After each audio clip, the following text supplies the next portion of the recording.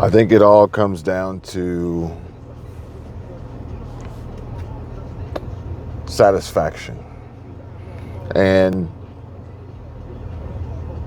maybe this is a trend, probably more than likely, but what's not a trend when you think about it? Everything's a trend. Everything is going to be in style, and then it's going to be out of style, and then something else will be in style, and then, round and round we go. There really isn't anything out there that 99% of the population can argue and say isn't a trend. And the reason why I say 99% of the population is, maybe like that 1% does include extreme minimalists and people who have no full control over the function of their daily lives due to some disability, maybe some mental illness or handicap. But I just wanted to sit here and talk to you guys. I just wanted to have a conversation, just talking to you, talking to myself, talking to anybody who will listen, really. Maybe I'm talking to the right person. Maybe I'm talking to whoever needs to hear this message. Came across a video, and it was someone explaining how they quit their job after 18 years working at Amazon. I don't know exactly what role he had. I've never seen him before. He just popped up on my feed, and he equated the tenure, the time frame for which he worked there, to having worked there long enough for his career to be able to vote and buy cigarettes. And interesting analogy there. I didn't watch the whole video. I don't know exactly why he started going on into his life story, talking about his braces and different things like that. It was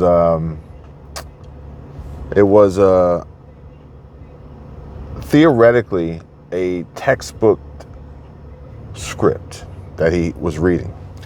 And the reason why I say he was reading the script is because he was talking like this. And when you read a script, this, for some reason, moving of your hands helps keep you on track. I don't know why. Because, in real life, people don't really talk with their hands like that. They may talk like this. They may do there's certain ways, but most people don't kind of like feed you the conversation like this. It's kind of weird. Unless, again, these are all tactics, part of the trends of getting increased impressions and reach and virality and connecting with the audience subconsciously in a way that they don't even realize what's going on. It's almost like a form of hypnosis. But I think if I had to guess, it would probably have something to do with his family, the time, which time is valuable, time is finite. You don't know how much time you have, but you don't have all the time in the world. And or the satisfaction, which then leads me into quitting, or why anybody would quit. Now, granted, you may quit because you really, really just don't like the job. You really despise the job. The job's not worth it anymore. Your expenses outweigh your income, and it just isn't worth it. Maybe you've been relocated, or you're being forced to relocate, like some folks having to be relocated from California to Texas if they want to keep their jobs. There's a variety of factors that could potentially persuade people to quit. Maybe they found a better job. Maybe they came into some money. Maybe whatever. Maybe they got married, and the marriage was like, in the marriage, just don't work, stay home, and take care of the house, take care of the family, take care of the children. And I didn't say which one would do that. I just said somebody. And also, maybe, for instance, like Michelle and I, when I decided to leave the corporate world and start my own business, then she came along to help with the business. So There's a variety of reasons, but I do think that quitting could also include satisfaction, because if you're just not satisfied with the work you do, maybe you just pull away, maybe you just step away. Now, with that trend, there's a trend on YouTube right now, which I was wrong. I thought I was completely wrong. I thought by now we would have seen a trend of videos on the platform of how much YouTube paid me, how much YouTube paid me, how much YouTube paid me 2023. Because that's what I saw in 2023. In the beginning, it was how much YouTube paid me in 2022. How much YouTube paid me with this many subscribers. How much YouTube paid me, this, that, and the other. And I don't know if it's the creator. I don't know if it's the audience. I don't know if it's YouTube and their algorithm or whatever. But it's like, okay, we were coming into 2023 and you were giving people hope of what they could potentially earn on the platform. But now we're coming into 2024, and do you know what they're sharing now, what the trend is now? I quit. Reasons why I quit. Reasons why people are quitting. Reasons why everybody's quitting. Quit. Now, a portion of me is really concerned and wondering and trying to wrap my mind around what is the ultimate goal and objective here that they are essentially trying to pump out and push for people to acknowledge. Is it to get people to quit? Is it to get people to realize how upset and unsatisfied or dissatisfied they are and how much they're lacking in their lives and their jobs and their careers to persuade them to quit? Does YouTube have that much power? Do content creators have that much pull? Does Google and Alphabet, can they control the masses through an algorithm? Absolutely. Of course they can. And I watched another one, and it was talking about editing and how retention editing styles like Mr. Beast and all these different cuts and different things like that are slowly dying because they're being overdone and oversaturated. But as he was saying it, he said, he made the connection. He goes, like TikTok, that's all it is retention, editing, and instant gratification with continuous feeds of short content that just continuously jump. It's like a spike in adrenaline each time you start a new TikTok. But then it got me wondering, well, maybe he's on to something. Because even TikTok is experimenting with longer form content, which would mean that even TikTok realizes that model has changed or is changing. And now they're going to get people focused on the TikTok platform and app with longer videos. They are manipulating the mind of the masses with algorithms and content. And I think that TikTok even adjusted and modified their income or their monetization program where you had to create longer content in order to be eligible to receive revenue for the content you create. So, as I said, the trend is shifting and changing. However, with that, there will be an increased level of dissatisfaction, unsatisfaction. I don't know which one I'm supposed to use here. Less satisfied. This could potentially usher in a new era, a new wave of creators that have a completely different approach and mindset and target and strategy and format and style. Maybe. It could flush out some others that are saying, you know what, I've had my run, I'm done, I'm out of here, peace. Anything's possible, but at the end of the day, for something like trying to generate income and produce income and a steady paycheck and revenue and be profitable online by creating content, burnout is real, and burnout can hit you as a creator who's earning and a creator who's trying to earn. because if you're trying to get the payday, you're probably in a better spot. You're probably in a better spot because you'll keep trying and you'll keep getting closer and closer. But I can tell you guys right now, like, there's a way to do it, and then there's another way not to do it. And if you don't know the way to do it, then you're going to be spinning your wheels for so long. Maybe you get lucky. But on the flip side, if you are earning, well, now you have a new pressure to continuously earn and earn more. And that's where a lot of these big creators have decided and have chosen to step away and move away from the platform. Big creators, big multi-million subscriber creators. Obviously, they have other business endeavors that they're going to pursue that are going to be far more lucrative and far more profitable than YouTube will be. Not has been, but will be. But a lot of them are saying, hey, we don't have the same level of satisfaction we had. We aren't actually really creating like we started off, like we really wanted to on the platform. And instead, we're running these businesses. We are never, ever actually really not on. We aren't really enjoying our lives the way we thought we would. YouTube isn't that great end all be all of, passive income lifestyle, work from anywhere, work from home.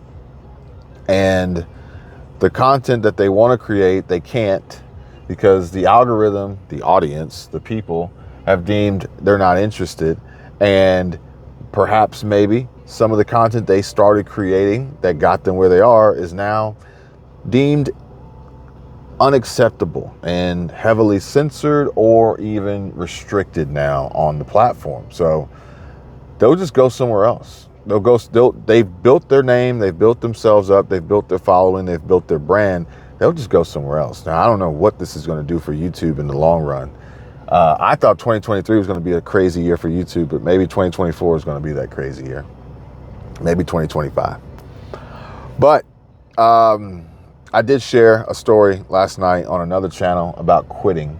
And I don't think that that's in the cards, but I can understand why some people would, based on their level of satisfaction and, how YouTube's not a real job. And I'm being facetious, but at least with a normal job, you go to work, you get paid. You know where you stand. With YouTube, you go to work, you may never get paid. You may never get paid. I'm actually interested to see, because I'm seeing a lot of videos in this trend right now of why I quit, or I'm quitting, or goodbye, or I'm done, or I'm finished, with YouTube. But I'm interested to see if maybe there will be possibly a wave of videos about why so many realtors and real estate professionals and real estate agents are quitting. Because there was a time where YouTube was touted as this amazing opportunity. Granted, Neil Mohan the CEO of YouTube is trying to paint that picture for folks like, oh, you could have a business here at YouTube. Neil Mohan, his objective isn't for you. Him maintaining his position as CEO isn't about you building a business.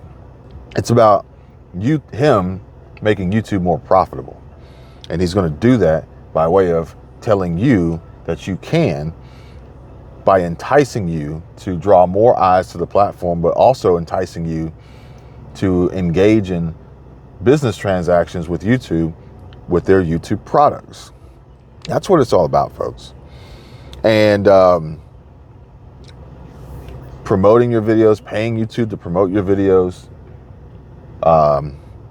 getting YouTube to get a cut of your revenue for everything you do. They don't care about you. They care about themselves and the company's bottom lines and their jobs. Otherwise, they won't have these jobs. So I just wanted to make that abundantly clear.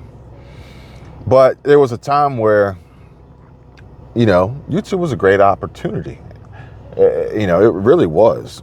And if you happened to be on YouTube prior to the pandemic and you stayed on YouTube through the pandemic, then you probably made hay. You probably made hay, okay? I don't know if that'll ever happen again, but you probably made hay, because I can show you the numbers.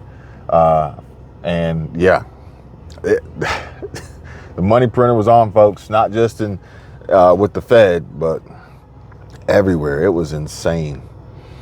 Unbelievable. Oh my God. But either way, I would compare real estate to YouTube, because that was also another industry. It's like, hey, get into real estate. You'll make really good money. You know, kind of set your own schedule, work for yourself. You know, you set your own hours, sort of make good commissions. And again, during the pandemic, you probably made hay. If you knew how to write a contract, if you knew how to be fast, then you probably made hay. No doubt about it. Another one used to be truck drivers. Class A, CDL truck drivers, owner-operators, hotshot truck drivers. It was a great opportunity to make a lot of money relatively quickly. Didn't need a lot of skill. Think about it. Think about the barrier of entry into YouTube, real estate, and truck driving. YouTube, do you have a camera or a computer or a webcam or a smartphone? Cool, you're in. Real estate, do you have the ability to study for a little bit and pass this test? Okay. Do you have a car so you can drive your clients around? Do you have the ability to speak to people? You know, okay, you're in. Truck driving. Are you able to drive a truck? Do you have a driver's license? Do you have the required driver's license? Do you own a truck? Even if you don't own a truck, somebody will get you a truck. It was relatively easy to get in. And these are industries where people could earn high levels of income. So you got to think, what other industries out there exist with a very low barrier to enter that would produce substantial revenue, income. Landscaping, maybe. There was a time I think landscaping would probably do it. Now it might be a little bit more difficult, but I think landscaping might have been one. But I think I'm not just gonna say anybody can go out there and be a landscaper. Like, you got to know what you're doing. You mess up somebody's yard, mess up somebody's grass, it's gonna be a problem. But then again, if you do, and then you combine that with YouTube, you guys have seen the channels where the guys go around and cut people's grass for free just to put it on video. Unbelievable. Great opportunity. But with that, we've seen a decline. We've seen a decline, and we've seen folks that are no longer as satisfied with the jobs as they used to be, and thus they quit. So I would be willing to bet that there's probably going to be a wave of videos coming out of other industries of why people quit. And I think real estate would be one of them, because there's so much content right now on YouTube about real estate and the housing market crash and interest rates and home buyers panicking and sellers afraid and people with big regrets and foreclosure and eviction and all these different things, and assumable loans and all this that's going on. I'd be willing to bet that that's probably coming. I made a prediction this morning. I recorded a video. It was called Doom Scrolling. I don't know when I'm going to publish it, but in that video, I said we are going to see a new trend of people faking, because you got to realize a lot of this content is fake. A lot of this is fake. A lot of this is for entertainment purposes only. A lot of this is clickbait, just to trick susceptible viewers. There's content out there of channels with pure AI running these channels, and most people don't know. I think that if people knew that AI was running these channels, they wouldn't comment, because AI could, but they're probably not reading your comments. People just don't know. I mean, I've even seen where there's been stories, content, news reports, investigations on these fake videos in this classroom. And it's the same classroom. It's the same group of actors. They're just playing out different things. But people get all up in arms because they think it's real. But no one ever tells them it's not. So I made the prediction that we would see a wave of people making fake videos about being fired, terminated. And it would be very, very easy to do. And a lot of these TikTok folks may migrate over to YouTube to do it, because the same people who would make a video on TikTok of them, like Call Me Chris, like them in multiple different personalities creating this scene, it would not be difficult to do the same, just you, and then the other one being a phone call or a Zoom. And they're already doing it, because I came across one today, and they never tell you that it's fake. They never tell you it's a joke. They never tell you that it's real. And this is one of the next trends that we're coming across now. So yeah, there's that. But I did want to clarify a little bit about me and myself and some of the videos that I've uploaded. I've come to the realization that I'll never be accepted and I'll never be understood, not in the way that I expect to be based on the content that I create, and I'm okay with that. But at the same time, I did want to clarify that no, I haven't quit, and no, I didn't get fired with no notice.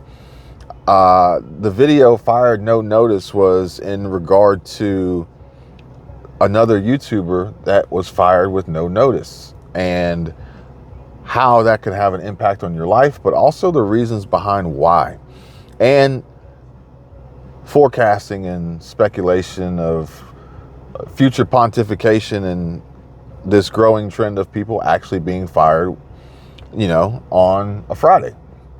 For whatever reason it may be. Right now, I think it's seasonally based. Companies hire seasonal workers. And think about it, much like these videos that they don't tell you up front, hey, this is a joke. Hey, this is a comedy. Hey, this is a satire. Hey, this is a parody. Hey, this is, dramatization. This is a reenactment. This isn't real. The companies are doing it too. Everybody's attempting to play this game, and they're attempting to play one another without fully disclosing the truth, which legally I don't think they have to. So when you put up a video with a specific title and thumbnail that potentially triggers the 1% of the 1% that wants to leave a negative comment about the video because they didn't quite get it, or they thought something different than what it actually was, which wasn't clickbait, then they get upset and they get mad, and then they want to voice their concerns. Much like the young lady, Brittany, who was fired from Cloudflare, and she got mad and upset and voiced it through social media. And I think that she was let go mainly because she was a seasonal worker and they never told her. And that end result, that final conflict, that headbutt, is because we're not providing enough information up front. But at the same time, if and when we do provide enough information up front, do people actually listen to it? Do they actually pay attention to it? Because I can tell you countless experiences and events where people say, you never said that, or you said this and it was something completely different. It's on record, it's recorded, it's written, you signed something, a contract, whatever it may be, acknowledging these things, and then you say, oh, well, I didn't know, I didn't read it like that, I didn't, yeah. This is how some people in society operate. You get a smartphone, you get a new app, you get anything, and you're accept, check this box, accept, scroll, not going to read that, accept, because you have to in order to use it. But you also know you're not going to sit there and try and read through 6,000 pages of legal jargon, only to then be discouraged and realize you don't want to use it, and that just leaves you in a terrible situation, because then you're depriving yourself of anything and everything in this world. I mean, even cars, like I'm sitting in a car talking to you, but certain cars, it's like if you want to drive them, you need to accept the terms on the navigation about driver safety. So it's a two-way street. And I honestly am not thrilled about the future, but I think the future in the real world, in the physical world, is more of the same. It is what it is. I think the future in the digital world and the virtual world, being on these platforms, is going to get worse. I think it's going to get worse. I really do, because that's just how I feel. That's just the direction I see it going. That's the trend. And until the powers that be, and those powers that be are actually the platforms that control the algorithms, decide they want to produce change in a positive and meaningful way, it will never happen. It just won't. I mean, I'm just being 100% honest with you guys. But no, I was not fired with no notice, and I was not done making YouTube videos. I was referring to my last live stream at the time. I had put up a live stream and I was talking about my last live stream. Since then, I've had more live streams. And then just the other day, I did a follow-up part 2 that you guys may or may not have seen, expanding on it, telling you and sharing with you guys some stories of some other folks that I've come across since then, and their struggles and trials and tribulations with employment and being fired and laid off and terminated as well.